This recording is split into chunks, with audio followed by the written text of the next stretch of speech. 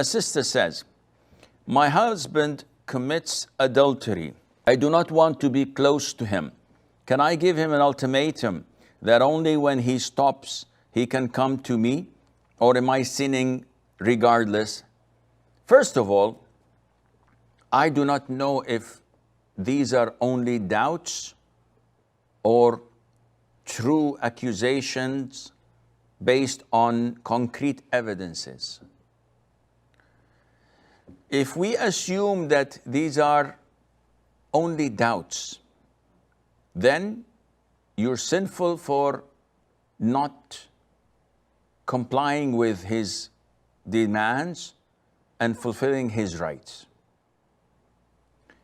In Islam, we do not base our actions on doubts. We base our actions, our views, our verdicts, and our choices on certainty. I could doubt, and this is opening the door for shaitan, for the devil, for Satan to mess up with my mind. I can open the door for all types of doubts. A brother comes and says, Assalamu alaikum, Shaykh, how are you? I'm doubtful. Is he a Muslim or a hypocrite? I haven't seen him pray for a couple of months. Maybe he's a kafir. So I don't give salam back. A'udhu billah. I enter a masjid, and I've seen this with some of the brothers. We see people seeing a masjid, the majority of them go to pray, and one says, you guys pray, I'll wait for you in the room. Why don't you come and pray? He says, I don't know about the imam. What is his aqeedah? Maybe he's this, maybe he's Ash'ari, maybe he is Deobandi, maybe. So because I don't know his aqeedah, I will not pray behind him. A'udhu billah.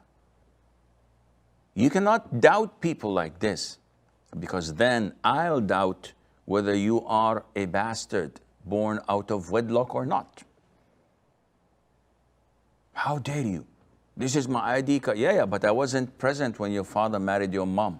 And I don't know if she was pregnant at the time or not when he married her. They could have been in a relationship. And if you go on this road, you'll end up either being a takfiri, or you'll ruin your life and the life of those around you.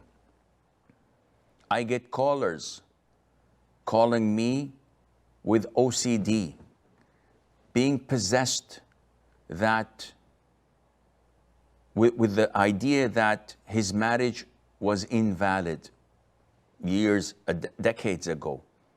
And he keeps saying that, okay, maybe I wasn't a Muslim, I said the Shahada, now do I have to renew my marriage? Wallah, the guy is calling me and he's relentless, no matter what I say and do with him. To the extent that he said, Shaykh, khalas, I renewed my marriage contract. Okay, but now I want to know, are my children born out of wedlock? Should I get rid of them, or they're still my own children? A'udhu billahi minash shaitanir rajim. It is you who open the door for shaitan, and you will only suffer the most and those around you. Therefore, if you are doubtful of your husband, you should cast these doubts away and fear Allah Azza wa Jal and act as he's still faithful until proven otherwise. But if you have concrete evidence, if he has confessed of his heinous sin, or of his relationship with his co-worker, or with anything that proves to you that he is an adulteress, or an adulterer, that is. In this case, you have all the right to refrain from sleeping with him, because any normal person would fear catching STDs, sexually transmitted diseases. Anyone would fear that. So it's your God-given right to protect yourself and health, and to refrain until you are certain that he's committed, until he makes his medical check and proves to you that he has no illnesses, and then you can resume that without a problem, inshallah.